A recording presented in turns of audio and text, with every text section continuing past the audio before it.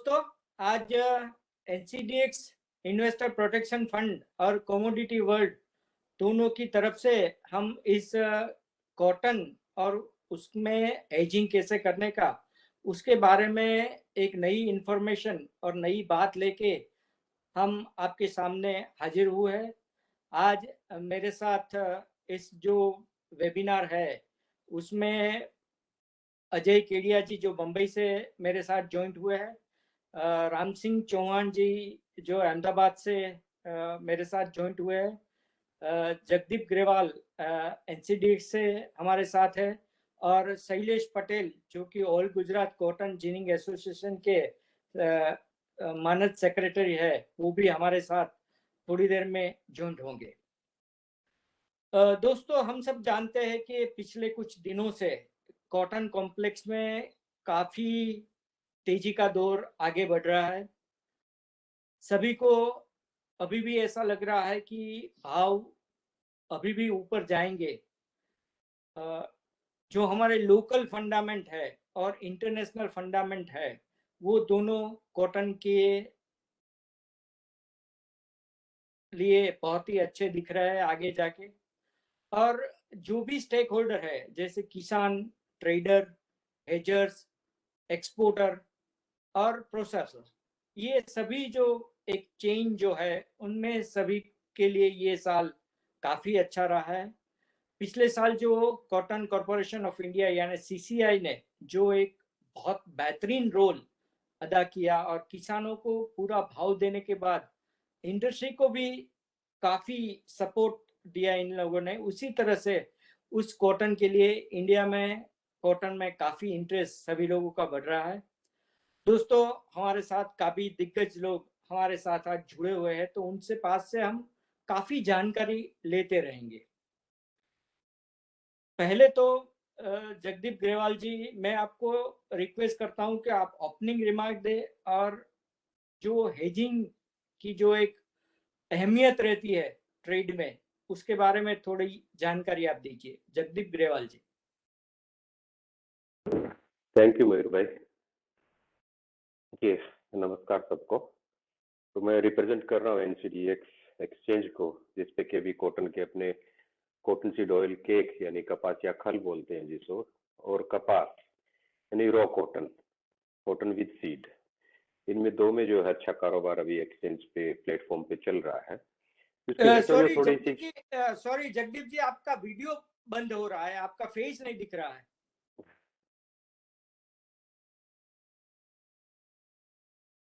या thank you, thank you. तो मेरा कार्यभार है कि एज सच एक्सचेंज प्लेटफॉर्म का जो है ना कैसे बेनिफिट लिया जा सकता है। पर्टिकुलरली जब भी एक्सचेंज के बारे में नाम आता है तो सबसे पहला वर्ड लोग बोलते हैं हेजिंग। बट मैं शुरुआत करूंगा, शायद आप सब लोगों को पसंद नहीं आएगा। आप में अगर जितने प्रोसेसर हैं, एक्चुअल फिजिकल प्लेयर्स हैं, उनको शायद शब्द कड़वे भी लगे। मेरा लगभग 2005 से मैं इस फील्ड में हूँ, कमोडिटी ट्रेडिंग में। और अगर 100 लोगों से मैं मिला हूंगा ना, तो मैं कहूंगा कि खाली 2 लोग मेरे को ऐसे मिले होंगे आज तक जो हेजिंग करते हैं। एक्चुअली 98% हेजिंग नहीं करते। और हेजिंग को खास करके मिस अंडरस्टैंड करते हैं आर्बिट्रेज के साथ, कि हमने कैश में लिया नीचे में और ऊपर में जो है एक्सचेंज पे बेच दिया, हम तो हेजिंग करते हैं। अरे भाई, हेजिंग वो नहीं है। हेजिंग होता है एक्चुअल जिसकी जो है अंडरलाइंग एक्सपोजर अगर उस कमोडिटी में है, उसमें उसका काम धंधा है, और वो अपने प्रॉफिट को प्रोटेक्ट करने के लिए बाइंग या सेलिंग एक्सचेंज प्लेटफॉर्म पे करता है, उसको बोलते हैं अपने हेजिंग। तो हेजिंग एज सच काम कहाँ आती है? देखिए, अगर आपका धंधा खुद का नेट पॉजिटिव मार्जिन का है ना, तो आपको हेजिंग करनी चाहिए। आप कहें कि नेट पॉजिटिव मार्जिन मतलब क्या? कि आपकी लागत है 100 रुपए, आपका 102 103 में माल बिक रहा है, तो 3 रुपए आपके बच रहे हैं। अब आपको जो है ना अननेसेसरी उसके ऊपर बैठ के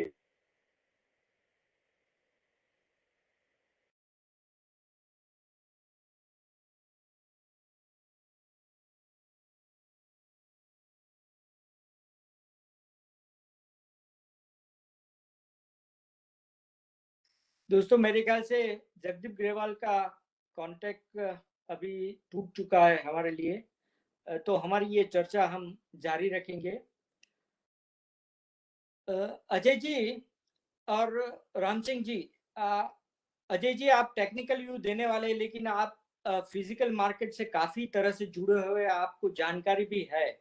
और राम सिंह जी आप खली के बारे में बोले, लेकिन पहले हम थोड़ी, या जगदीप जी सॉरी, आप अभी हम आपको शायद सुन सकेंगे। या जगदीप जी कंटिन्यू प्लीज। आपकी आवाज नहीं आ रही है, आपकी आवाज नहीं आ रही है।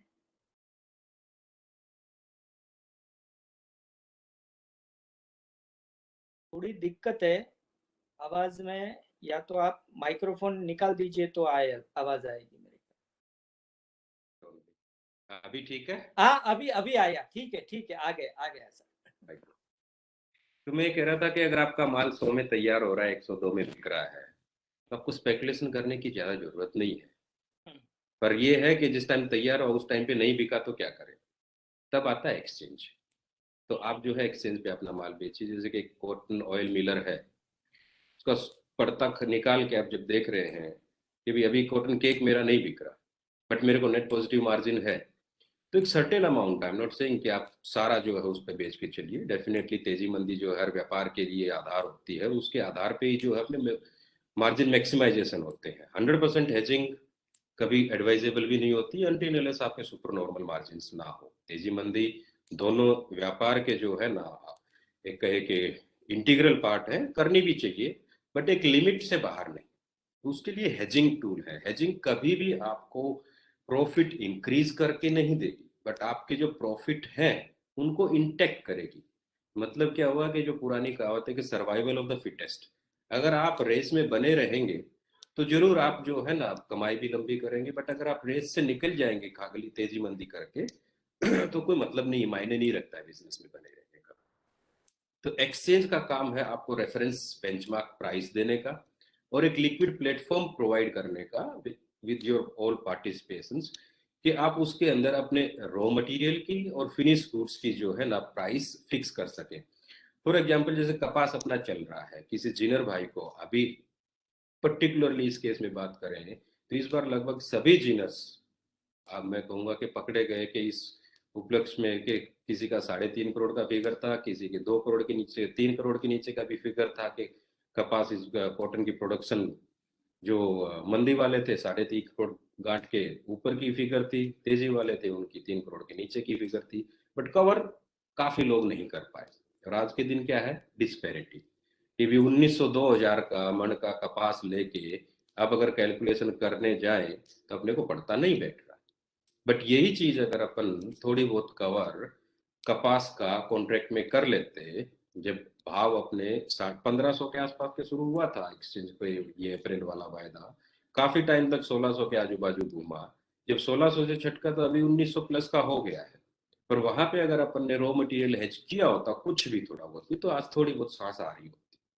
वैसे ही साथ में क्या है कि जैसे ऑयल मिल वाला है, अब इस टाइम पे ये भाव ऊंचे हैं, माल शायद बिक भी रहा हो ना भी बिक रहा हो, ना बिक रहा हो तो आपके सामने वायदा है कि 3000 के भाव का कोकुड स्टॉकिस्ट लेने में कतराएगा। कोई भी लोग जो है इसको स्टॉक करने में कतराएंगे। तो हो सकता है आपको अभी जो नॉर्मल रूटीन में होता है कि अभी डेली का डेली जो है सेल कर दिया जाता है कोकुड, क्योंकि ऑपरेशनल कैपिटल जो है अपनी वो छुट्टी हो जानी चाहिए, बट अभी नहीं हो पाए तो सेल करके इसको हेज कर सकते हैं। तो एक्सचेंज का प्लेटफॉर्म का फायदा जो है ना, प्रोसेसर्स और खास करके जो वैल्यू चेन प्लेयर्स हैं उनको अपना रॉ मटेरियल बाय करके या अपना फिनिश गुड सेल करके जो है ना ये फायदा उठाना चाहिए, और उन्हीं के लिए मेन ये चीज है। इसमें हमें प्रोसेसर और वीसीपी में फार्मर्स भी आ जाते हैं, क्योंकि वो खुद प्रोड्यूसर हैं एक तरीके से कमोडिटीज के। तो मयूर भाई इन शॉर्ट ये एक लाइन है बस। बाकी तो अभी इतना टाइम हो चुका है कि निटिग्रिटीज में जाए तो जबरदस्ती की जो है ना उपदेश होगा, बट पर्टिकुलर आपको कोई भी लगे कि हाँ ये टेक्निकल चीज है और एक्सचेंज पॉइंट ऑफ व्यू से समझने की है, तो मैं पूरे वेबिनार में आपके साथ ही हूँ। या थैंक यू जगदीप जी। बस यही बात जो आपने एक छेड़ी है कि तेजी वाले लोग कहते हैं 360 लाख गाट का प्रोडक्शन हुआ है, मंदी वाले 360 बोल रहे हैं, तेजी वाले 2 लाख 2.5 लाख। तीन करोड़, 2.5 करोड़, 3 करोड़ की बात कर रहे हैं। उसी मुद्दे पर हम आगे बात करना चाहते हैं। और अजय जी, आपका क्या मानना है? देखिए, मैं एक फिजिकली बात बताता हूँ कि पिछले साल इसी टाइम पे जो डेली अराइवल्स थी, वो 3.5 लाख बेल्स की अराइवल्स थी। आज 180 से 190 लाख बेल्स की अराइवल्स हो रही है। पिछले साल के मुकाबले अगर दिसंबर तक देखें तो 25 से 30% अराइवल्स कम हुई है। और सभी लोग क्रॉप के बारे में बहुत ही अलग अलग तरीके से बात कर रहे हैं।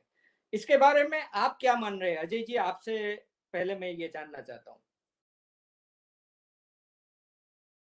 नमस्कार मयूर जी एंड सभी दर्शकों को अजय केडिया का नमस्कार। देखिए, कॉटन 2021 के अंदर अगर हम देखें तो काफ़ी अच्छा परफॉर्मिंग हम बोल सकते हैं। जैसा हमारा उम्मीद था उसी लाइन में प्राइजेस मूव किए हैं।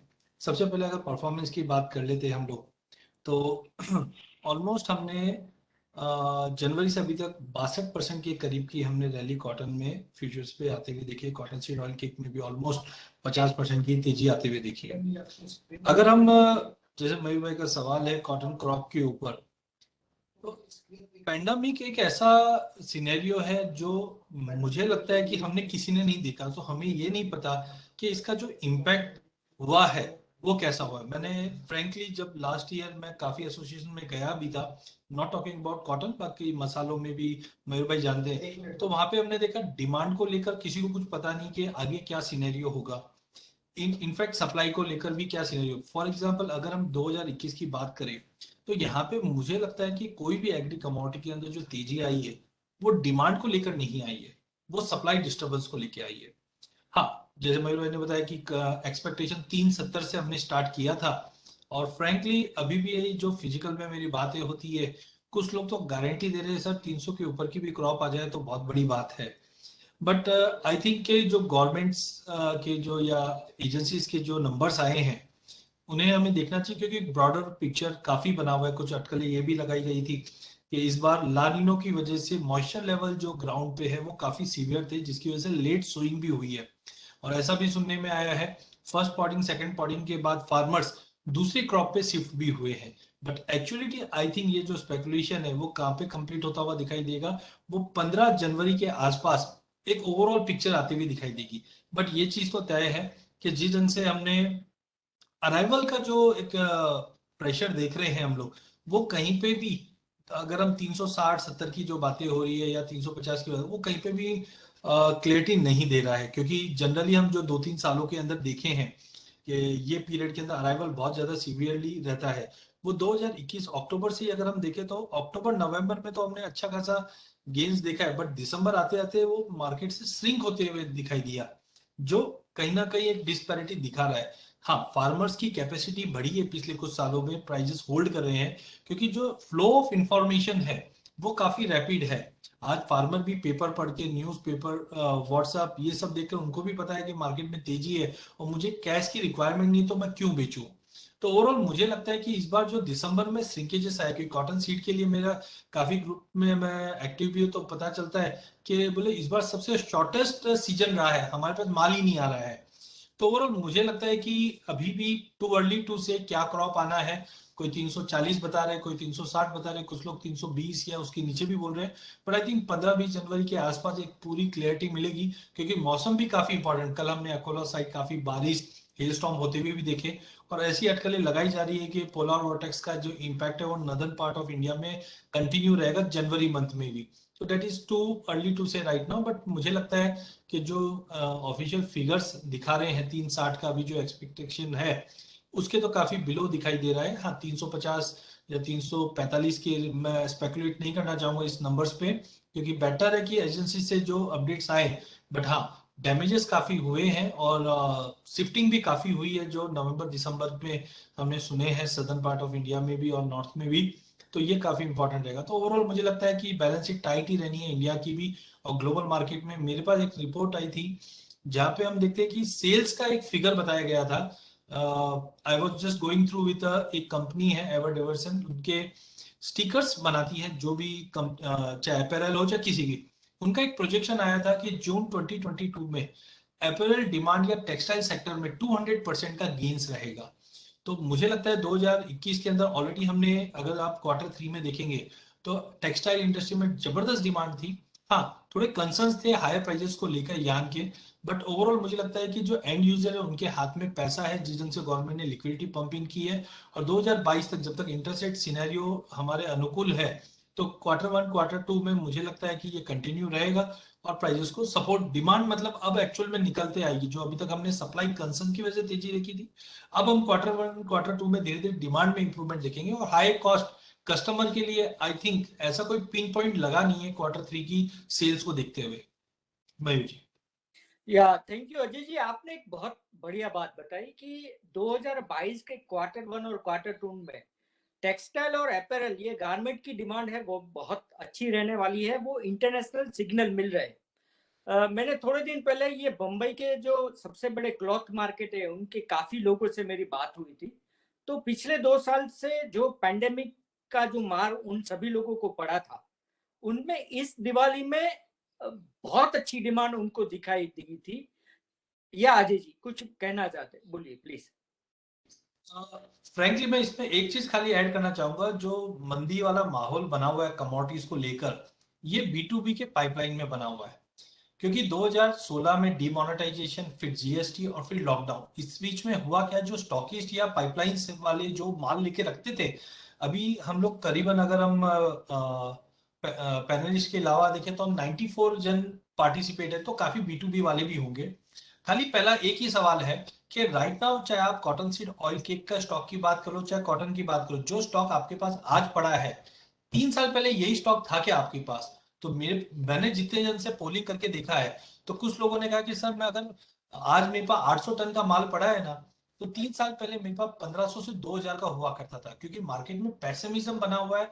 और ये तीन, डिमोनेटाइजेशन, जीएसटी और लॉकडाउन की वजह से लोगों ने नुकसान खाया है।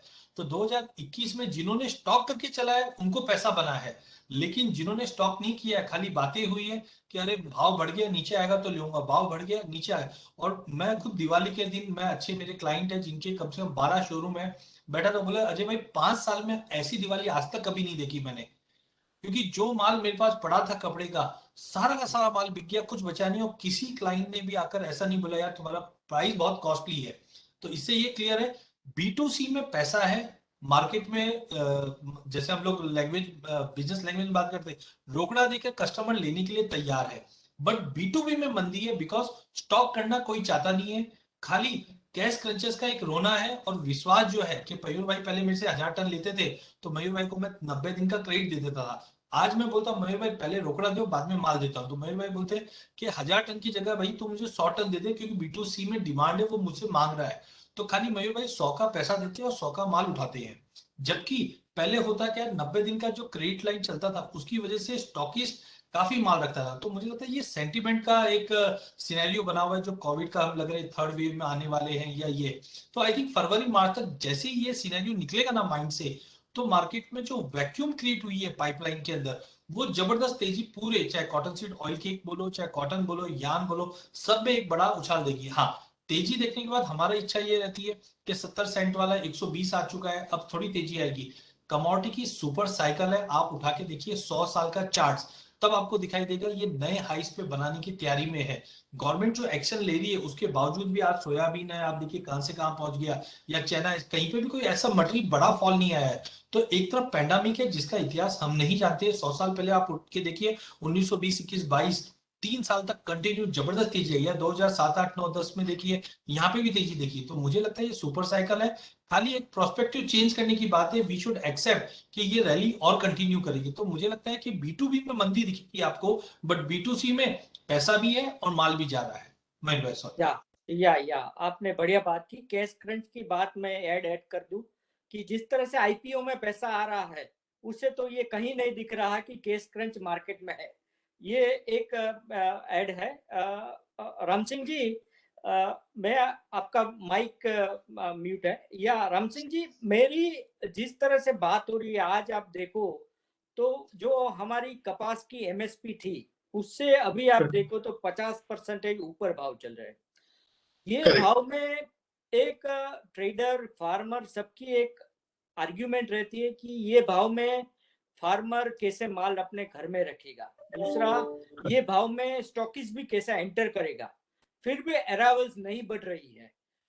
ये जो सिग्नल वही है उसमें आपका क्या कमेंट है? और आप भी मान रहे हैं कि जो क्रॉप साइज पहले बहुत बड़ी बड़ी बता रहे हैं सभी लोगों को, ये दिख रहा है। एक पॉइंट ये भी है कि इस बार मस्टर्ड और चना उनमें फार्मर का इंटरेस्ट बहुत ज्यादा दिखने को मिला है।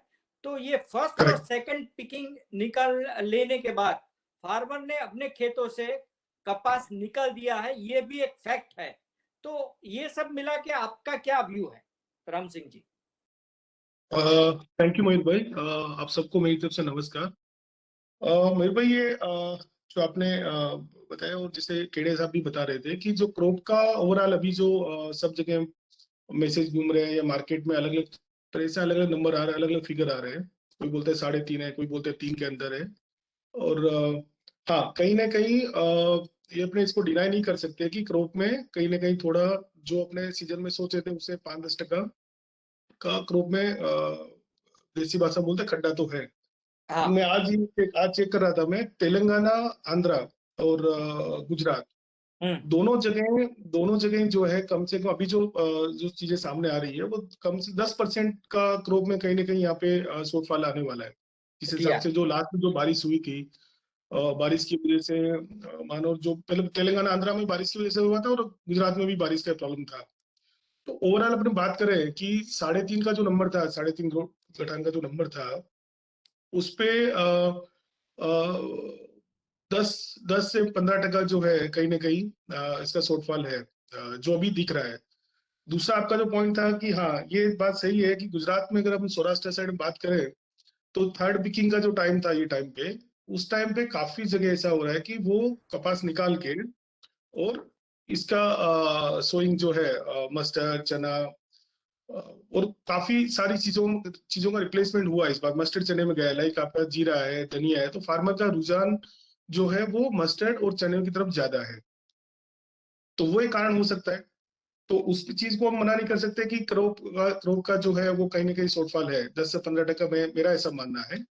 बट साथ में हमें एक चीज ये भी मानना चाहिए कि क्रॉप का तो है, साथ साथ में जो सीड अभी आ रहा है, फॉर एग्जाम्पल गुजरात की बात करें तो कड़ी में ये टाइम पे सर हर साल 700 से 800 गाड़ी, ऊपर में दिसंबर में 1000 गाड़ी पर डे की अराइवल होती थी यहाँ पे कपास की। या। जो ये अपने देख रहे हैं अभी 350-400 गाड़ी के ऊपर कपास की अराइवल नहीं आ रही है। नवंबर 15 से मैं देख रहा हूँ, कंटिन्यू डेली मैं ऑब्जर्व कर रहा हूँ, मार्केट से डेली रिपोर्ट लेता हूँ कि आज कितनी गाड़ी अराइवल आई, कितनी आई, तो वही 350-400 के ऊपर जो अराइवल नहीं बढ़ पा रही है। अब उसका रीजन क्रॉप का एक है, वो मान लेते हैं। दूसरा जो लग रहा है मेरे को सर, आप बाकी कमोडिटी को भी देखो, आप सोयाबीन देखो, जो भी कमोडिटी ये टाइम में जो आती है, सोयाबीन को देखो आप, तो कहीं ना कहीं पिछले 4-5 साल में अगर आप रेंडमली 10-15 मंडी का जो अराइवल का डाटा उठा के देखेंगे आप पिछले 5 साल का, तो आप देखोगे कि जो अराइवल का जो पैटर्न पूरा चेंज हो गया है। जो हम लोग सीजन बोलते थे कि ये सीजन जो है वो पहले 2 महीने में, 3 महीने में क्रॉप का 60-70% माल जो है मार्केट में आके बिकता था मंडी में, बाकी 30% वो पूरे साल थोड़ा थोड़ा करके आता था। जो ये पिछले 5 साल में अराइवल का पैटर्न पूरा चेंज हो गया है। फार्मर एक साथ में अपना प्रोड्यूस लाके मार्केट में नहीं बेच रहा है, वो हर उसकी होल्डिंग कैपेसिटी बढ़ी है 5 साल में, जितना 4 साल में जितनी होल्डिंग कैपेसिटी फार्मर की बढ़ी है, तो वो अगर 20 क्विंटल कपास किसी को हुआ तो एक साथ में नहीं लेके आ रहा है। वो हर भाव में, हर लेव पे भी आज 2 क्विंटल लेके आएगा, 15 दिन बाद में 2 क्विंटल लेके आएगा। तो ये चीज जो है ना, ये सारी कमोडिटी में मैं देख रहा हूँ, सोयाबीन में देखा मैंने, मस्टर्ड में देखा है, हर चीज में देखा है। नंबर 3 है कि जो प्राइस आप देखो सर, पिछले 2-3 साल में लगभग सारी कमोडिटीज का ऑलमोस्ट किसी का 40% बढ़ गया है, किसी का डबल हो गया है। तो फार्मर को एक ये दिमाग में रहता है कि भाई मेरा ये अभी सोयाबीन का पिछले साल 10,000 का भाव देखा था, तो मैं 6,000 में तो नहीं बेचने वाला हूँ। अगर 6,000 मेरे को थोड़े पैसे की जरूरत है तो मैं 1 क्विंटल बेच दूंगा, मेरा काम चल जाएगा। बाकी फिर मैं डेली न्यूज़पेपर पे भाव देखूंगा, फोन करके मंडी में पूछूंगा क्या लग रहा है, एनसीडीएक्स, और आजकल सोशल मीडिया आप देखते हैं, व्हाट्सएप ग्रुप में ये मैसेज पूरी दुनिया में घूमते हैं। तो वो भी एक कारण हो सकता है कि फार्मर को दिख रहा है कि कॉटन, मेरे को कपास का उसके दिमाग में टारगेट सेट हो गया, 10,000 का सेट हो गया है कि भाई मेरा 50% में अभी बेच लूंगा, 7.5 में बेचा, 8 में बेचा, अभी 8,500 में बिक रहा है। जिसका अच्छा कपास है 8,500 के आसपास बिक रहा है। अब वो देख रहा है 30% कपास जो मैं अभी नहीं बेचूंगा, वो बोलते 30% कपास मैं ऊपरले भाव में 10,000 का जो भाव आएगा उसमें बेचने वाला हूँ। तो वो एक कारण है। तो 3 मेजर कारण है। अभी फार्मर का होल्डिंग कैपेसिटी बढ़ा है, नंबर 2 क्रॉप का भी है, 10 से 15% मेरे को जो लग रहा है, जो रिपोर्ट आ रही है जैसे क्रॉप का है। तो ये 2 मेजर है। तीसरा ये कि जो अब एक मेन जो समझने वाली बात ये है कि सामने क्रॉप कम है, अरावल कम आ रही है, मिले जो कड़ी के आपने देखे तो अभी 50% कैपेसिटी में मिले चल रही है, और बहुत सारी मिले तो चली इस बार चालू ही नहीं की लोगों ने। अब उसमें एक चीज जो जो देखने वाली बात है कि क्रॉप कम है, 15% मैं मानता हूँ, 15% क्रॉप कम है, तो सामने सर नवंबर से लेके अभी तक जो कॉटन सीड ऑयल के उसकी डिमांड आप देखने जाओ फिजिकल में, तो वो भी कहीं से कहीं 25 से 30% डिमांड कम है। आप किसी होलसेलर से बात करो, जो काउंटर है, रिटेल काउंटर है, उनके भी यही हालत है कि बॉस मैं एंड टू माउथ हूँ, मेरे को एक गाड़ी माल लेना है, वो जब बिकेगा तब मैं दूसरी गाड़ी बाहर डालूंगा, क्योंकि जो प्राइस है, प्राइस को देखते हुए कोई भी स्टॉक करने की हिम्मत नहीं कर रहा है। और सामने उसके साथ साथ में एक चीज है कि इसके जो बाकी सब्स्टिट्यूट है, दूसरे जो पशु आहार है, बाकी दूसरे कैटल फीड है, मैं उसको भी ट्रैक करता हूँ। पिछले 3-4 साल देखता हूँ कि जब भी इसका मूवमेंट आता है तो उस पर क्या हो रहा है। तो आज की डेट में ये हो रहा है सर, आप इंडिया में किसी भी जगह पे कोई भी कैटल फीड आप जो कोकुड़ को छोड़ के, उसका भाव 1850 से 2150 रुपए में आपको मूंग चूरी मिल जाएगा, मोट चूरी मिल जाएगा, मक्का चूरी मिल जाएगा, बाजरा मिल जाएगा, ये सारी चीजें मिल रही है। तो कहीं ना कहीं वो जो डिमांड कोकुड़ की, ये भाव में डिमांड कम हुई, थोड़ा बहुत डिमांड वहां पे शिफ्ट हो रहा है कि वहां पे उसकी सेल अच्छी है। मैं काफी काउंटर वालों से बात करता हूँ डेली में, तो बोलते हैं कि मेरा एक टाइम था कि ये गाड़ी अगर डेली ये कोकुड़ बिकता था तो ये 200 कट्टे बिकते थे। अभी ऐसा हो रहा है कि ये गाड़ी बिक रहा है, दूसरे जो कैटल फीड है, और ये आधी गाड़ी बिक रही है। तो ओवरऑल सर ये अभी जो मार्केट में है, जो दिख रहा है सामने, तो अराइवल का जो है अभी सोचने वाली बात है कि ये टाइम पे दिसंबर ऑलमोस्ट खत्म हो गया है, तो मिल वाला वो टेंशन है कि भी ये 15 जनवरी तक मिले चलेगी, आगे चलाना नहीं चलाना है। और एक बात और सर, 1 मिनट लूंगा मैं, जो पिछले 2-3 साल से एक चीज मैं और नोटिस कर रहा हूँ, नॉर्मली सीड को स्टॉक नहीं करते थे पहले, कि सीड का स्टॉक करने में लोगों का ध्यान नहीं होता था। बट पिछले 2 साल से मैं नोटिस कर रहा हूँ कि काफी लोग जो सीड स्टॉक कर रहे हैं। अब उनका जो भी कैलकुलेट करके करते हैं, कुछ लोग खुला रखते हैं, कुछ लोग ये कर रहे हैं कि भाई मैं सीड लेके इधर मैं अपना खल बेच दूं, या कुछ अपना कैलकुलेट करके अपना कुछ कर रहे हैं। तो सीड की स्टॉकिंग बहुत हो रही है सर। इस बार सौराष्ट्र में अच्छा खासा सीड का स्टॉकिंग हो रहा है, लोग कर रहे हैं वहां पे। तो ये एक रीजन हो सकता है कि सीड की अवेलेबिलिटी मिलों को कम मिल रही है, कि कहीं ना कहीं वो सीड स्टॉक में जा रहा है। क्योंकि पिछले साल लोगों ने भाव देखा नीचे में 3500 का सीड, ऊपर में 4400-4500 तक बिका था, 4800 तक भी बिका कई जगह। तो ये चीज है सर। या राम सिंह जी, आपने जो बहुत अच्छी बात की कि फार्मर जो है वो काफी अभी इंफॉर्मेटिव हो गया है, उनको सभी से मालूम पड़ता है। मैं भी आपकी तरह से एवरीडे कड़ी में कितनी अराइवल्स है उसको ट्रैक कर रहा हूँ। आज की अगर बात करें तो आज कड़ी में पिछले 2 दिन से 200 ट्रक आ रही थी कपास की, लेकिन आज 125 से 150 ट्रक की आई है। क्योंकि पिछले 2 दिनों में हमने देखा कि कपास के प्राइस है वो काफी बढ़ चुके थे, तो आज जो है वो वहां पे रुका है, बढ़ना बंद हो चुका है। तो आज तुरंत ही उसके अराइवल से वो हमें कम दिखने मिले। कल भी भाव नहीं बढ़े थे, लेकिन परसों अगर देखा जाए तो बहुत भाव बढ़े थे। तो उनका तुरंत इम्पैक्ट आता है। जैसे ही भाव बढ़ना बंद हो जाते हैं, तो पहले 2-3 साल पहले हम देखते थे तो इतना जल्दी इम्पैक्ट नहीं आता था। ये तुरंत ही इम्पैक्ट दिख रहा है कि जैसे ही भाव बढ़ना बंद हो चुका, वहां से मार्केट में फार्मर का होल्डिंग बढ़ जाता है। और दूसरी ये बात है कि इस बार जो सभी से बात हो रही है उससे ऐसा लग रहा है कि जो सुपर बेस्ट क्वालिटी हम जिसको बोलते हैं, उनके पर फार्मर, ट्रेडर, जीनर सभी का होल्डिंग बहुत है। जो मीडियम और आप थोड़ी बहुत लोअर क्वालिटी का जो माल है वो तुरंत ही मार्केट में आ जाता है। तो ये भी एक रीजन है कि हमें ये सब जो बात अभी दिख रही है वो दिखने को मिली है। मेरे ख्याल से हमारे साथ शैलेश भाई जुड़ चुके हैं। शैलेश भाई मुझे सुन सकते हैं? शैलेश भाई, मेरे ख्याल से शैलेश भाई का संपर्क नहीं हो रहा है। जगदीप जी, जिस तरह से अजय जी ने और ये राम सिंह जी ने जो बात की, उनके पर आपका कोई कमेंट रहेगा जगदीप जी? देखिए, प्राइस डायरेक्शन के बारे में तो कमेंट करना जो है एज एन एक्सचेंज नहीं, लेकिन जो अराइवल्स है, फार्मर का मूड है, ट्रेडर का मूड है, उसके पर आप कुछ आपका कमेंट दीजिए सर। देखिए, कमेंट जो मेरे दोनों साथियों ने बोला, मैं उससे पूरी तरह सहमत हूँ कि अभी ट्रेंड जो है ना वो चेंज हो रहा है। एंड काफी हद तक जो है, इसको आप ये भी बोलिए कि फार्मर की जो रिक्वायरमेंट होती है ना, उसका बजट फिक्स होता है। उसका जो है बाकियों की तरह जो है बजट ऐसा नहीं होता कि अब इस बार इनकम ज्यादा हुई तो ज्यादा एक्सपेंस, लिमिटेड वे में चलता है। तो जो तेज आप कहिए ना कि हर एक कमोडिटी में जो तेजी आई है, उसके हिसाब से भी फार्मर की होल्डिंग जो है ना बड़ी है। और जो राम सिंह जी ने बोला कि वो आहिस्ता आहिस्ता लेके आ रहा है, उसके पीछे रीजन में जो फोर्स करता हूँ वो ऐसा है कि लास्ट ईयर जब कॉटन के प्राइसेस जो कभी भी 1600 के ऊपर क्लोजिंग ही नहीं आई थी, जो अभी 1900 है, तो परसेंटेज टर्म्स में करेंगे कि मन पे जो है, अगर कॉन्क्रीट करें कि 300 रुपये उसको ज्यादा मिल रहे हैं, 2000 रुपए की जरूरत है तो 2000 का ही कपास बेच रहा है। ऐसा नहीं है कि वो होल्डिंग जो है ना तेजी के लिए ही अकेला कर रहा है, उसकी रिक्वायरमेंट जिस हिसाब से वो उस हिसाब से सेल करता है। फार्मर की ये जो है ना ट्रेंड होता है, आज उसको 2000 रुपये चाहिए, 2000 का कपास बेचेगा। क्योंकि भाव बढ़े हुए हैं तो उतना अराइवल नहीं आएगा। जो पिछले साल सोयाबीन 4000 के भाव का था, अभी अगर 6000 है तो उसको 50% कम सोयाबीन बेचना पड़ेगा। उसको 4000 रुपये चाहिए, वो 4000 का ही बेचेगा, वो 1 क्विंटल नहीं बेचेगा। तो यह बहुत बढ़िया बात जो है ना कि कहिए कि जो डिस्ट्रीब्यूशन हो गया है, ये आहिस्ता आहिस्ता बिछ गया है, जो एक साथ प्रेशर में आता था। क्योंकि आप पिछले साल से पहले की बात करें तो लगभग सभी एग्री कमोडिटीज जो है ना वो प्राइसेस में दबी हुई थी। किसी में ऐसा नहीं था, लगभग सभी एमएसपी के नीचे ही ट्रेड कर रही थी। ये अभी इस साल जो अपन देख रहे हैं ट्रेंड, एमएसपी के ऊपर जो है चीजें चल रही है।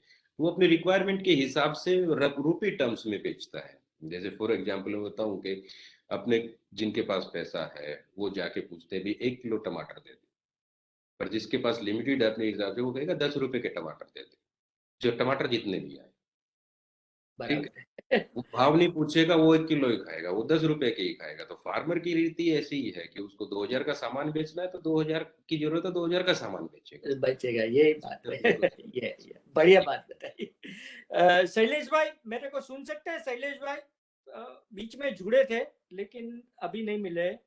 ठीक है, शैलेश भाई जैसे ही जुड़ेंगे हम उसका अपडेट लेंगे।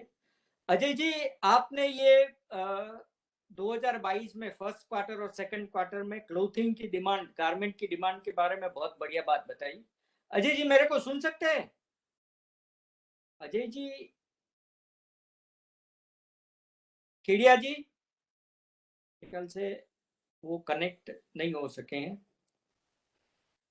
दोस्तों, अजय जी जैसे ही कनेक्ट होंगे हम उनसे थोड़ी जानकारी लेंगे। अभी हमें थोड़ी वैश्विक मार्केट के बारे में हमें बात करनी है। जैसे कि अभी आप देखें तो 2 महीने के बाद, अजय जी आप मुझे सुन सकते हैं? अजय जी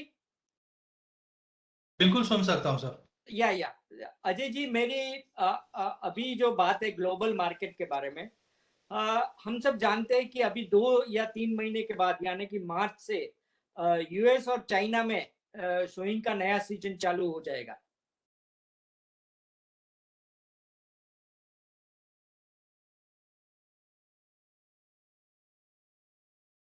दोस्तों सॉरी, अजय जी हमारे साथ जुड़ रहे हैं।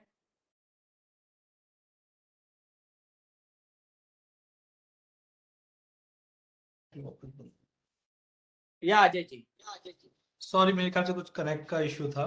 या अजय जी, मैं ये सवाल नहीं सुन पाया था, प्लीज। ये अभी 2-3 महीने के बाद अभी हम देख रहे हैं कि यूएस और चाइना में कॉटन का नया सोइंग का सीजन चालू हो जाएगा। इस तरह से, जिस तरह से इस बार हमने भाव देखे ग्लोबल मार्केट में, कॉटन के भाव ऊपर देखे हैं, तो आपको 2022 में ग्लोबल सिनेरियो कॉटन के बारे में क्या दिख रहा है? क्या हम उसका अनुमान लगा सकते हैं अजय जी? देखिए, मैं ग्लोबल पे तो आता हूँ, बट जैसे राम जी ने भी एक अपडेट दिया था कॉटन सीड के ऊपर, तो मेरे पास कुछ डेटा था, इसलिए काफी रोचक डेटा है कॉटन सीड ऑयल की, अजय वो भी मैं शेयर करते हुए चलता हूँ। हाँ, देखिए, मैंने अभी भी व्हाट्सएप पे मेरे पास 2 दिन पहले भी किसी का अपडेट आया था कि सर आपका ET Now पे मेरा एक सेशन हुआ था जिसमें मैंने 4000 का टारगेट कॉटन सीड ऑयल की पे रखा था जब 2400 का भाव था। पहला आप समझिए कि जो डेयरी इंडस्ट्री में यूज हो रहा है, तो डेयरी इंडस्ट्री के अंदर, खल के अंदर, ठीक है, प्रोटीन के लिए you can take soya, DOC, mustard है, बाकी भी काफी अवेलेबल है। बट दूध में जो फैट बढ़ाता है वो खाली कॉटन सीड ऑयल की है।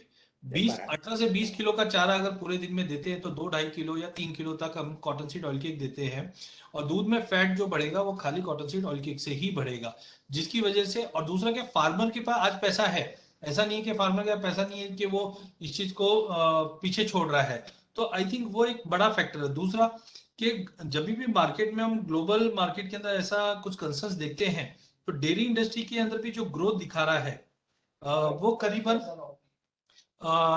11 से 12% का ग्रोथ हम लोग देख रहे हैं डेयरी इंडस्ट्री में, जो गवर्नमेंट के आंकड़े आए हुए हैं। उसी का एक फैक्ट के थ्रू मैं बता रहा हूँ कि रिसेंटली मिंट के अंदर एक अपडेट आया था कि मिल्क प्रोक्योरमेंट के जो डेटा दिखा रहे हैं इंडिया में फाइनेंशियल के 22 में, उसके अंदर काफी बड़ा जंप दिखा रहे हैं, जिस ढंग से होरेका, होटल, रेस्टोरेंट और बाकी सब इंडस्ट्री से कंटिन्यू डिमांड बढ़ा। जो एसएमपी के प्राइसेस 25% खाली नवंबर में बढ़ गए हैं जुलाई के लो से। तो आप एक चीज समझे, जब एसएमपी स्क्रीम मिल्क पाउडर के भाव जब बढ़े हैं ग्लोबल मार्केट में, आप यूरोप के भाव देखिए, तो उसका कैस्केडिंग इफेक्ट डोमेस्टिक मार्केट पे भी 101% पड़ता हुआ दिखेगा, जिसके चलते मुझे लगता है। और जो सप्लाई है, मैं अगेन बोल रहा हूँ, B2B का जो पाइपलाइन है वो पूरा खाली है, कोई तेजी नहीं करना चाहता। लेकिन जैसे ही भाव में, अभी रिसेंटली 2450 का भाव चल रहा था कॉटन सीड ऑयल के, सब मंदी में बैठे थे कि 2100-2200 का भाव आएगा। बट अचानक ही जब फ्यूचर्स पे या हाजिर में कुछ भी अगर मूवमेंट आता है 100-150 पॉइंट का, इमीडिएटली बाइंग करके आते हैं और आज 3000 का भाव हमने छू दिया। तो ओवरऑल मुझे लगता है कि ये बॉक्स से, जो हमारा सोच का बॉक्स है, उससे बाहर निकलने की जरूरत है। मैं ये नहीं बोलता हूँ 4000, हाँ गवर्नमेंट बैठी है, सब इन्फ्लेशन कंसर्न देखेगी, करेगी। बट फ्रेंकली आज हमने सोयाबीन को 4000 से 10,000 होते हुए देखा, मस्टर्ड को 8,500-9,000 का भाव होते हुए देखा। सभी कमोडिटी में मल्टी हाई की तरफ जा रहा है। इंटरनेशनल में भी अगर हम देखें, टेक्निकली मैं नहीं पकड़ता हूं, क्योंकि टेक्निकली एक लेवल्स बताता है जो मुझे मदद करता है कि फंडामेंटल्स कहां तक जा सकते हैं। तो टेक्निकली भी अगर हम देखें तो कप एंड हैंडल फॉर्मेशन हुआ था, we were first to stay कि 94 सेंट के ऊपर अगर भाव निकलता है तो 120 का पहला लेवल, और 120 के ऊपर मुझे लगता है कि मार्च अप्रैल तक करीबन भाव 138 सेंट तक का लेवल आराम से दिखा सकता है। वहीं ग्लोबल मार्केट में नो डाउट, जो जिस दिन से यूएस और चाइना के बीच में एक कोल्ड वॉर वापस स्टार्ट हो चुका है, रिसेंटली 2-3 दिन पहले ही अपडेट आया कि China has ban cotton import from China, तो sorry, US has ban cotton import from China.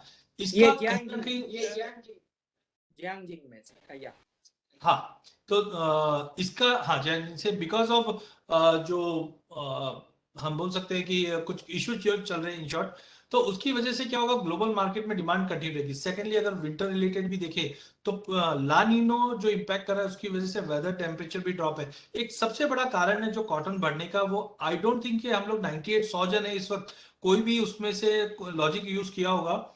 Manmade fibres, crude की तेजी की वजह से मैनमेड फाइबर सब कॉस्टली है, वो कॉटन से डायरेक्टली कोरिलेट करता है। आप इसके चार्ट्स है, मैं कभी भी शेयर कर सकता हूं, तो वहां पे आप देखेंगे तो मैनमेड फाइबर तेज हो रहे, तो आप कैसे उम्मीद कर सकते हैं कि पॉलिस्टर तेज हो जाएगा और कॉटन नीचे आ जाएगा। और जैसे कि मैं 2021 में भी बताया कि ये जो तेजी आई वो डिमांड को लेकर नहीं आई अभी तक। अभी तक हमारे पास जो स्टॉक है ग्लोबल मार्केट का, आप एंड स्टॉक का रिपोर्ट देखिए, यूएसडी का जो रिसेंट रिपोर्ट आया था, उसमें एंड स्टॉक में कंटिन्यूस ड्रॉप दिखा रहा है। तो मुझे लगता है कि मार्च तक ग्लोबल मार्केट में सप्लाई कंसर्न जो बना हुआ था ट्रांसपोर्टेशन को लेकर, फ्रेट को लेकर, ये धीरे धीरे कूल ऑफ होगा। हाँ, उसकी वजह से प्राइसेस में थोड़ा बहुत पुल बैक दिखेगा। बट एक्चुअल में जो इकोनॉमी में हम तेजी की बात कर रहे हैं, ग्लोबल इकोनॉमी में, आज यूएस है 3 इंटरेस्ट रेट हाइक की बात करता है Q3 में, बट अब अपडेट आ रहा है कि हम मार्च अप्रैल में भी हम रेट हाइक कर सकते हैं। दैट इज वाई, बिकॉज कि हम कोरोना को पीछे छोड़ चुके हैं, इकोनॉमी में डेवलपमेंट आएगा। तो अगर ये साइन, रिटेल सेल्स के नंबर अच्छे आने चालू हो चुके हैं, अनएम्प्लॉयमेंट क्लेम्स धीरे धीरे ड्रॉप आ रहे हैं, तो अगर यूएस बाहर निकल रहा है तो ग्लोबल मार्केट में भी इसका इंपैक्ट आएगा। चलो बाकी छोड़ दीजिए, लेकिन आप 2021 में भी देखेंगे तो सेकंड वेव के बाद हुआ क्या, अचानक से हमने मार्केट में डिमांड उभरते हुए देखी है। तो अगर यही रिप्लिका अगर हम 2022 के मार्च में देखेंगे, तो एक तरफ सप्लाई कंसर्न है वो कूल ऑफ होगी, और सेकेंडली डिमांड ज्यादा बढ़ेगी, जिसके चलते आज मेटल में भी हमने, कॉपर के भाव है 350 से हमने 800 का भाव होते हुए देखा। चाहे कोई भी कमोडिटी देखो, क्रूड ऑयल देखो, तो मुझे लगता है कि कॉटन जो 138 सेंट इंटरनेशनल में, हाँ डोमेस्टिक मार्केट में रुपया काफी इंपॉर्टेंट है, बिकॉज 2021 में हमने फर्स्ट 3 क्वार्टर्स के अंदर रुपए में काफी मजबूती देखी है। लास्ट में लिक्विडेशन हमने जरूर देखे हैं, बट डिस्पाइट इट 2022 का जो आउटलुक है रुपये का वो काफी मजबूत है। आगे भी अगर हम देखेंगे तो आई थिंक 73-74 का जो बैंड है वो हम 2022 में वापस देखेंगे, तो ये कहीं ना कहीं इंडियन मार्केट के लिए भी सपोर्टिव रहेगा। तो ओवरऑल मैं काफी बुलिश हूँ कॉटन में। हाँ, गवर्नमेंट के चेक्स मेक्स चलते रहेंगे, गवर्नमेंट पॉलिसीज के अंदर वो प्राइसेस को अप डाउन थोड़ा बहुत सपोर्ट करते चलेंगे, बट ओवरऑल मुझे लगता है कि ऊपर में हम कॉटन की बात करें तो 38,000 से 40,000 का लेवल मिनिमम कंजर्वेटिवली क्रॉस करते हुए दिखेंगे। इंटरनेशनल में 138 सेंट। हाँ, जिस ढंग से आपने बताया ग्लोबल मार्केट के जो सप्लाई बढ़ेगी तो मुझे लगता है जो भी तेजी आएगी वो मार्च अप्रैल तक ही रहेगी, उसके बाद धीरे धीरे प्राइसेस में कंसोलिडेशन आएगा, बट कोई सीवियर क्रैश जैसा सिनेरियो एज ऑफ नाउ कहीं पे भी नहीं दिखाई दे रहा, unless and until 4th 5th wave या और कुछ आता है। अदरवाइज बैलेंस शीट के हिसाब से मैं काफी बुलिश हूँ कॉटन और कॉटन सीड ऑयल केक के ऊपर। Ajay ji, cotton seed oil cake के बारे में टेक्निकल भी कुछ आपसे जानना है, वो हम लास्ट सेशन में यही रखेंगे। राम सिंह जी, अभी जिस तरह से हम देख रहे हैं जिनिंग इंडस्ट्री में भी बहुत बड़ी बूम है कि डिस्पैरिटी है। हम अगर क्रश में बात करें तो उसमें भी डिस्पैरिटी की बात होती है, और आपने एक बहुत बढ़िया बात की कि इस बार कॉटन सीड यानी कपासिया का स्टॉक का रुझान भी बहुत अच्छा अभी दिख रहा है, क्योंकि पिछले साल हम देखें तो कपासिया के भाव है वो बहुत बढ़िया, उसमें उसका परफॉर्मेंस रहा था, सभी लोग की कमाई भी हुई थी। इसके बाद मैं ये पूछना चाहता हूँ कि ज्यादातर राजस्थान और ये नॉर्थ गुजरात में कड़ी, राधनपुर, हारीच, उन्हीं साइड में खली का स्टॉक बहुत होता है। तो इस बार आपको ये मार्केट लिस्ट क्या फीडबैक मिल रहे हैं खली के स्टॉक के बारे में? अभी मैंने सुना है 3-4 दिन पहले की स्टॉकिस्ट है वो फिर से ये भाव में भी एंट्री हो रहे हैं, तो आपके पास क्या उसके बारे में जानकारी है, ये जरा बताइए। सर स्टॉक की अगर हम बात करें गुजरात और महाराष्ट्र दोनों की बात करें तो लास्ट ईयर ये टाइम पे कड़ी में लगभग प्राइवेट में, एक्सचेंज को छोड़ के प्राइवेट में ये टाइम तक लगभग 8 से 10 लाख बैग का स्टॉक हो चुका था ये लास्ट ईयर। ये साल अभी तक प्राइवेट में ऐसे कोई बड़ा स्टॉक नहीं हुआ है, ठीक है, 1 लाख 1.5 लाख 2 लाख बैग का बात करें तो कोई बड़ा उसमें नहीं है, बाकी ऐसे प्राइवेट में स्टॉक कड़ी में कहीं पे नहीं हुआ है। आप इधर के बीजापुर इस साइड की भी बात करें तो क्योंकि मील वाला स्टॉक नहीं कर रहा है, मील वाला तो आज ये उम्मीद पे चला रहा है कि ठीक है चलो मेरे को ये 200 टन में नुकसान है, आज की रेट में नुकसान है, सीड का भाव 700 से 720 रुपए का भाव, सामने ऑयल का भाव 1130-40 रुपया, और खल के भाव तो आज की रेट में भी 150 रुपए किलो कुंटल का तो उसका जा रहा है। तो वो नुकसान एक जगह कर सकता है कि ठीक है मैं अभी नुकसान करूंगा 15 दिन, तो आगे मेरा 15 दिन पड़ता में आएगा, मैं पैसे बना लूंगा, तो वो फिर वो कोकुड़ में भी स्टॉक करेगा तो वो उसको नुकसान नहीं करेगा। तो ऐसे मिल वाले भी स्टॉक नहीं, अभी बहुत बड़ा कोई स्टॉक नहीं हुआ है, गुजरात में नहीं हुआ, महाराष्ट्र में नहीं हुआ है। और एक लेवल के बाद जैसे प्राइस बढ़ रहे हैं 2900 में देख रहा हूँ, 2900 ऊपर जैसे प्राइस बढ़ रहे हैं तो कहीं ना कहीं वो स्टॉक जा रहा है एनसीडीएक्स में। आप देखो कि एनसीडीएक्स में ये टाइम पे पहली बार ऐसा हुआ है कि अभी तक कुछ 38,000 टन यानी कि 7 लाख लगभग मतलब 8 लाख बैग के आसपास जो है अभी तक डीमेट में माल लग चुका है। और कुछ माल पाइपलाइन में है, तो मुझे लग रहा है अभी 2 से 2.5 लाख बैग तो अभी पाइपलाइन में जो ट्रेड हुआ है लास्ट वीक में, जो डीमेट में आने वाला है। तो कहीं ना कहीं वो देखना जो स्टॉक होगा ना सर वो डीमेट में जाएगा। ऊपर स्टॉकिस्ट जो लोग बोल रहे हैं कि ये भाव में स्टॉकिस्ट आ रहा है, स्टॉकिस्ट बिल्कुल नहीं आ रहा है। वो एक गाड़ी 2 गाड़ी लेता है, 50 रुपए की तेजी होती है, चुपचाप बेच के भाग जाता है। वो ये भाव में कोई लंबा लेके उसको नहीं लग रहा है। हाँ, ये सब लोग मान रहे हैं कि इस बार तेजी का सीजन है, सबको लग रहा है भाव अच्छे हैं। साथ में जैसे केडिया जी बात बता रहे थे, गवर्नमेंट का पॉलिसी है वो एक चीज हमें भी ये देखना चाहिए कि ये पहली बार फर्स्ट टाइम ऐसा हुआ इंडिया में कि सोया डीओसी पे स्टॉक लिमिट लगी है।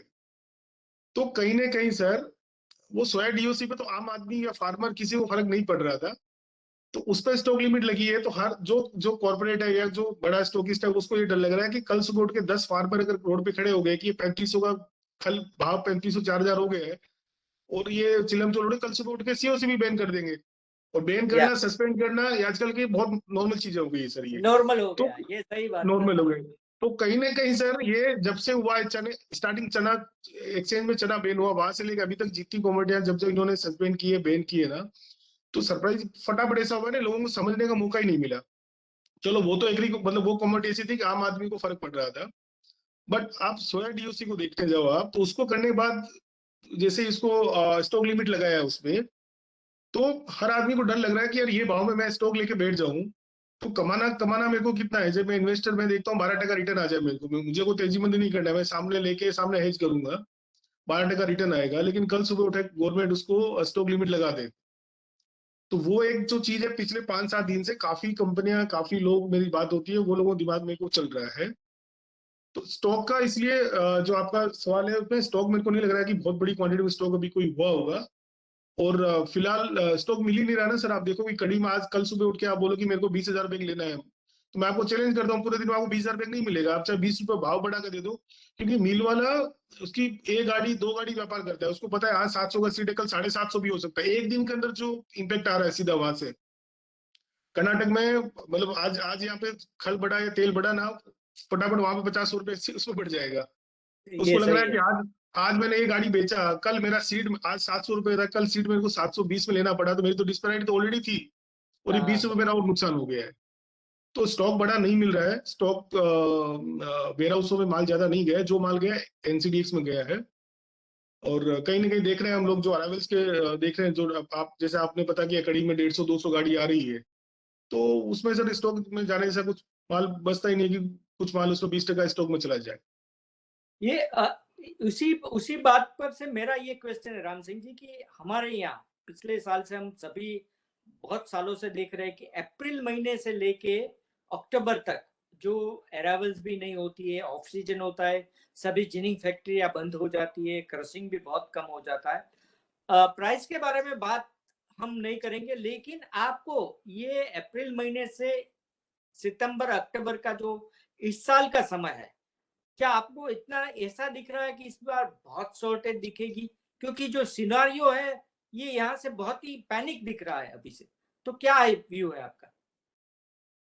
सर देखो प्राइस लेवल क्या होंगे वो तो मैं वो उस पे चर्चा नहीं करेंगे, लेकिन हाँ अभी का जो अराइवल्स है, जो सिनेरियो दिख रहा है अभी मार्केट का, तो मुझे नहीं लगता कि अगले फरवरी तक कोई कहीं भी मंदी का माहौल मार्केट में बनेगा, ऐसा मेरे को चांस लग नहीं रहा है। कहीं ना कहीं ये जो लेवल है इसे मंदी तो नहीं करनी चाहिए फरवरी तक।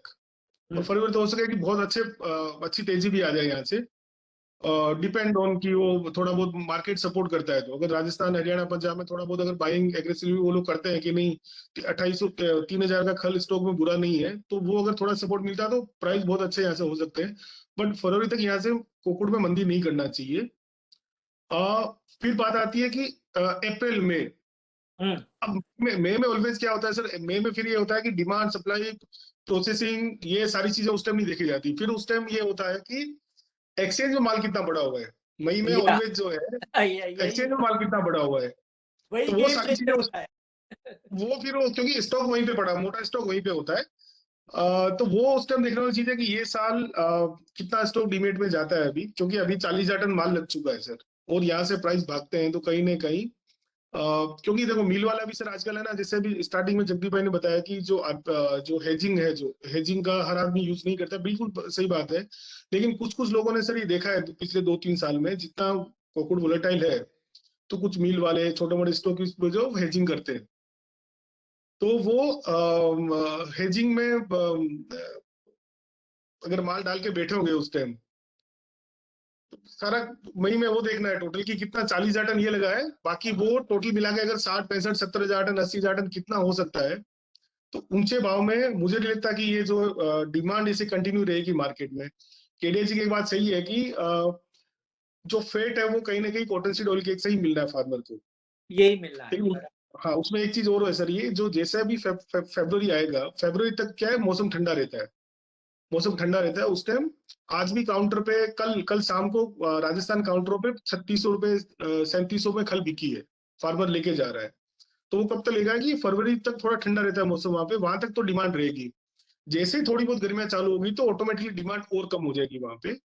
तो फिर मार्च अप्रैल में आपको डिमांड कम रहती है, वापस फिर मई जून में मई जून में जब वापस डिमांड आती है उस टाइम एक्सचेंज में कितना माल पड़ा हुआ है, नॉन एक्सचेंज में माल कितना पड़ा, उसके हिसाब से फिर मार्केट की जो है हाँ मुझे पर्सनली आप पूछो कि उस टाइम क्या कैसा मार्केट रह सकता है, तो अभी की जो तेजी है, ये फरवरी की जो तेजी है, आगे जाके एक बार वापस उसको नीचे आना रिवर्स पड़ेगा। रिवर्स गियर लगना चाहिए उस टाइम का, क्योंकि जब इतना बड़ा माल अगर मार्केट में है तो वो माल को कहीं ना कहीं लिक्विडिटी करना पड़ेगा। सर खाली मैं बदला करूं, तेजी कर ली, तेजी मैंने 500 तो कर ली, लेकिन वो माल तो मुझे कहीं ना कहीं वापस मार्केट में बेचना ही है। मार्केट में बेचना ही पड़ेगा, ये सही है, सही है। केडिया जी, टेक्निकल व्यू से कॉटन खली में आप शॉर्ट टर्म और लॉन्ग टर्म क्या व्यू बता सकते हैं खली में, खली कॉन्ट्रैक्ट में?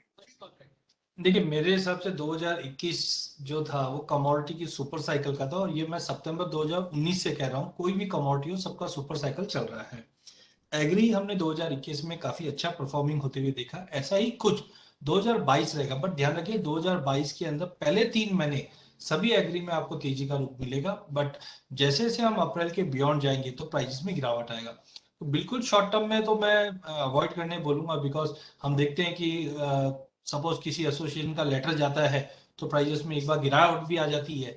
बट फंडामेंटल को समझते हुए मुझे नहीं लगता है कि जो मैंने लेवल्स बताए हैं, मेरा एक्सपेक्टेशन नवंबर ऑनवर्ड्स ही हमने रखा था कि 2850 से 2900 दिसंबर मंथ, जनवरी में 3150 से 3180, फरवरी में 3600, और मार्च महीना जो है, राम सिंह जी ने भी बिल्कुल सही चीज बताई है। तो मार्च महीने में मुझे लग रहा था कि मार्केट में एक जो स्पाइक आएगा, it could be 4000 4100, but ultimately जो पिछला हाई है वो आपको मार्च में टूटता हुआ दिखेगा। मार्च के बाद जैसे जैसे गर्मी बढ़ती है, प्राइजेस में कोई सीवियर बड़ा फॉल नहीं आने वाला, अभी भी मैं उस चीज को करेक्ट करता हूं। अप्रैल मई में प्राइजेस कंसोलिडेट करेंगे, बट एक्चुअली जब अगर हम एक क्वार्टर के अंदर 800 रुपए की तेजी देख लेंगे तो 400-500 रुपए की गिरावट भी आ जाए तो कोई बड़ी बात नहीं है, उसमें 50% का टेक्निकल रिट्रेसमेंट होता है। तो मुझे लगता है कि जैसे हम अप्रैल मई में पहुंचते हैं तो यहाँ पे स्पेकुलेशन होगा बारिश का अगेन, और ला नीनो के बाद अभी इट्स टू अर्ली टू से, क्योंकि जनवरी 20 तारीख के बाद हमें थोड़ा क्लैरिटी होता है आईओटी का क्या सिनेरियो है, ऑस्ट्रेलियन वेदर का भी अपडेट आना चालू हो जाता है। बट आई थिंक कि जिस ढंग से इस बार एक्सटेंडेड मानसून था, इस बार एक्सटेंडेड विंटर रहेगा और एक्सटेंडेड समर रहेगा, जिसकी वजह से बारिश में 101% मुझे ऐसा लगता है पर्सनली कि इस बार डिले रहेगा और उसका कहीं ना कहीं क्रॉप पे वापस पॉजिटिव इंपैक्ट पड़ेगा। तो ओवरऑल मुझे लगता है कि एज ऑफ नाउ 3150 से 3180 जनवरी 15-20 तारीख तक, फरवरी के अंदर 3500 से 3600 का एक हाई लगना चाहिए।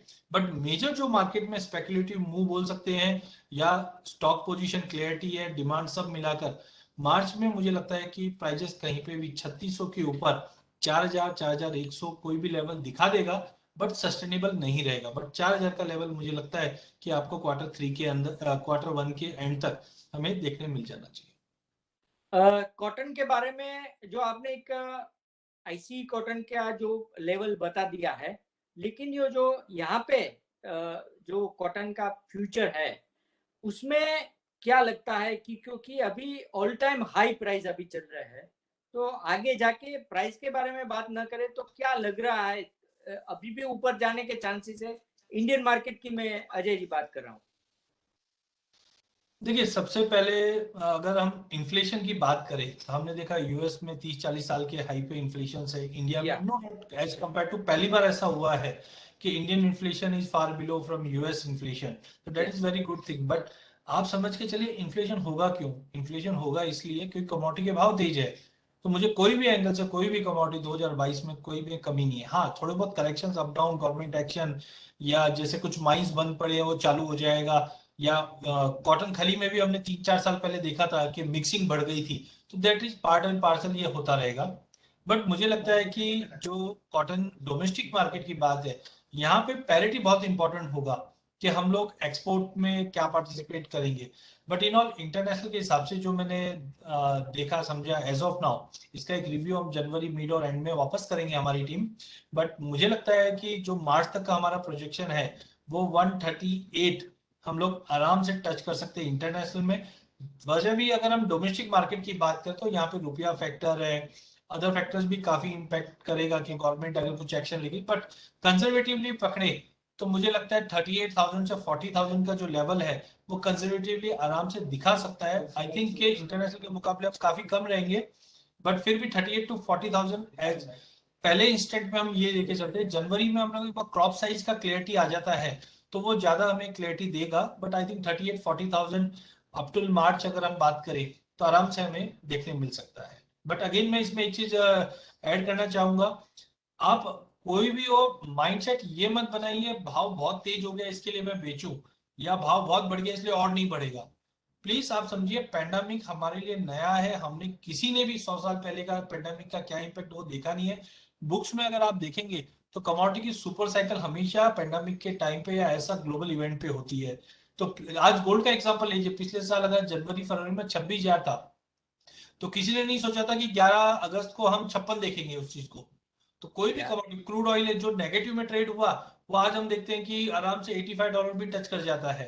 तो आप कोई भी ऐसा मत समझिए कि भाव बहुत ज्यादा बढ़ गया है, क्योंकि इन्फ्लेशन मतलब कमोडिटी के प्राइस हाइक करना। हाँ एक चीज ये है कि हमारे पास पैसा आता हुआ हमको अच्छा लगता है, लेकिन कोई भी कीमत बढ़ती है और उसका पैसा देना हमें अच्छा नहीं लगता। इसके लिए हम देखते हैं कि प्राइस कम हो जाए, बट ओवरऑल मुझे लगता है कि कमोडिटी की सुपर साइकिल जो है वो आराम से 2022 में भी चलेगी और कॉटन में भी कंटिन्यू रहेगी। या अजय जी बहुत बढ़िया बात बताई आपने, एक व्यू टेक्निकल व्यू और फंडामेंटल दोनों व्यू आपने बताए। जगदीप जी। जी मयूर भाई। जगदीप जी आपके क्लोजिंग रिमार्क चाहिए। और ये जिस तरह से हमें बहुत अफसोस है कि शैलेश भाई को हमने इनविटेशन दिया था लेकिन कोई टेक्निकल फेल्यूर के कारण वो हमारे साथ नहीं जुड़ सके हैं। अगर वो जुड़े होते तो काफ़ी अच्छी फिजिकल मार्केट के बारे में हमें जानकारी मिली होती, लेकिन वो हमारे साथ नहीं जुड़ चुके हैं। जगदीप जी क्लोजिंग रिमार्क आपका क्या है? जो हमने चर्चा की मार्केट के बारे में, इंटरनेशनल मार्केट की भी हमने काफ़ी अच्छी बात की, बताइए जगदीप जी। देखिए मेरा मानना ये है और मेरे कहिए कि 15 साल का निचोड़ ये है कि अगर अपने को नहीं आता हो तो कोई समझदार अगर राय दे रहा हो तो सुननी भी चाहिए और माननी भी चाहिए। बढ़िया बढ़िया जो बात टाइम बताई। जो है ना अपन सुनते सब कुछ है वह करते फिर वापस अपने ही मन की है और फिर बैठ जाते हैं कि क्या हो गया। तो और खास करके उन लोगों की जो तटस्थ हैं, जैसे केडिया जी हैं, तो ये आपको राय दे रहे तटस्थ राय है।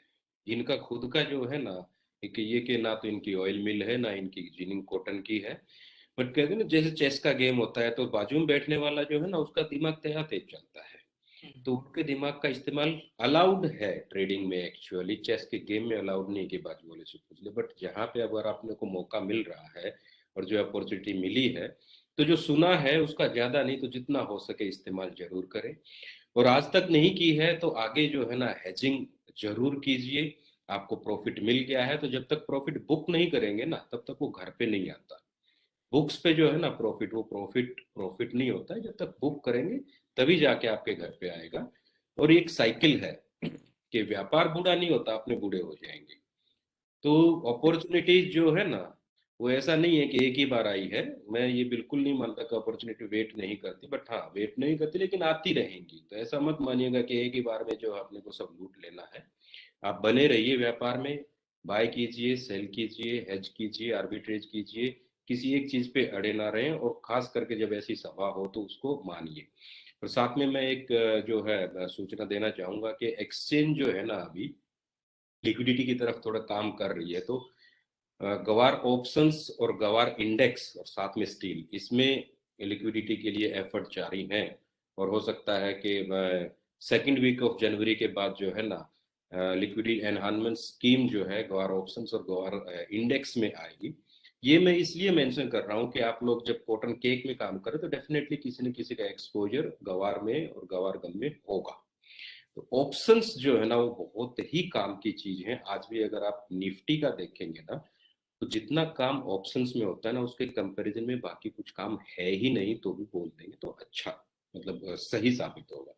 और ऑप्शन इंपॉर्टेंट क्यों है? मोस्ट ऑफ द टाइम अपन ने देखा है कि अपन एक पोजीशन ले लेते हैं ना तो ना तो अपने से स्टॉप लॉस लगता। 2005 में पहले जो मैंने सेमिनार अटेंड किया था तो उसमें भी स्टॉप लॉस की इम्पोर्टेंस किसी ने बताई थी, आज भी वही लाइन चलती आ रही कि स्टॉप लॉस लगा के काम किया करो, बट वो आज भी वैसा ही, मतलब अपने लगाने में बहुत हो। तो अगर आप स्टॉप लॉस नहीं लगा सकते तो ऑप्शंस आपके लिए बहुत कारगर साबित होंगे कि आप तेजी में हैं तो नीचे का पुट बाय कर लीजिए, अपने आप आपका स्टॉप लॉस लग गया, आप पोजीशन नहीं काट सकते। आपको फिर भी अगर डायनेमिक हेजिंग भी जो है उसमें काम आ सकती है, तो इस पे ध्यान रखिए। और उसके साथ साथ क्लोजिंग रिमार्क्स में मयूर भाई आपका धन्यवाद करना चाहूंगा कि ये सेमिनार्स आगे करते रहिए और मौका दीजिए एक्सचेंज को और पार्टिसिपेंट्स को इसका लाभ उठाने के लिए। Thank you. Thank you very much Jagdeep ji, आपने बहुत बढ़िया बात बताई। और जो हम अजय जी ने बताया, राम सिंह जी ने आपने बताया, उसके पर से एक बात बहुत अच्छी तरह से सामने आती है कि देखो, ये सबसे बढ़िया बात जो अजय जी ने बताई है कि जो भाव के लेवल है उससे आप उनको देख के ये नहीं मानिए कि आगे जाके भी तेजी नहीं हो सकती है, क्योंकि ये पेंडेमिक के बाद का जो सिचुएशन है वो पहली बार हमने देखा है। स्टॉक मार्केट में जब भी आप सुबह उठते हैं और जैसे ही इंडेक्स की ओर देखते हैं तो हर बार आपको ग्रीन ग्रीन ही दिखता है, पूरा स्क्रीन दिखता है। ये काफी लोग तो ऐसा बोल रहे हैं कि अभी इतनी तेजी हो चुकी है कि हमें ऐसा लग रहा है, हमें अभी डर लग रहा है कि ये तेजी कहाँ तक चलेगी। और ये सबको अभी तेजी का डर लगने लग रहा है। ये मेरे ख्याल से बहुत सालों के बाद ये सबको कितनी तेजी जाएगी, कहाँ तक जाएगी, अभी सब लोग ये बोल रहे हैं कि थोड़ा मार्केट रुकना चाहिए, ये भी सभी लोग बोल रहे हैं। तो ये सिचुएशन करीबन देखे तो बहुत सालों के बाद पहली बार हम देख रहे हैं, इनका एक्सपीरियंस पहली बार हो रहा है। तो ये सब बातें हमें ध्यान रखनी चाहिए। जो एक्सपर्ट, क्योंकि बीते जमाने में पहले इतना रिसर्च नहीं होता था जो इस बार रिसर्च हो रहा है। अभी बहुत लोग जो है वो रिसर्च के साथ, डेटा के साथ हमारे सामने आते हैं, तो उनका भी एक इम्पैक्ट रहता है मार्केट में जो दिख रहा है हमें। तो कुल मिला के ये वेबिनार में हम मानते हैं कि सभी तो बहुत अच्छी जानकारी मिली है, और ऐसे वेबिनार लेके हम अगली बार भी आते रहेंगे। अजय जी आपका बहुत बहुत शुक्रिया। राम सिंह जी आप भी जुड़े तो हमें बहुत अच्छा मिला। जगदीप जी शुक्रिया। सभी जो दोस्त लोग जुड़े हुए हैं, आज वर्किंग डे है, 5 बजे के बाद सभी लोग जो जुड़े हैं उन सभी का शुक्रिया। Thank you very much. यहाँ हमारा आज का वेबिनार समाप्त होता है। थैंक यू मयूर भाई, thank you. Thank you. Thank you. Thank you.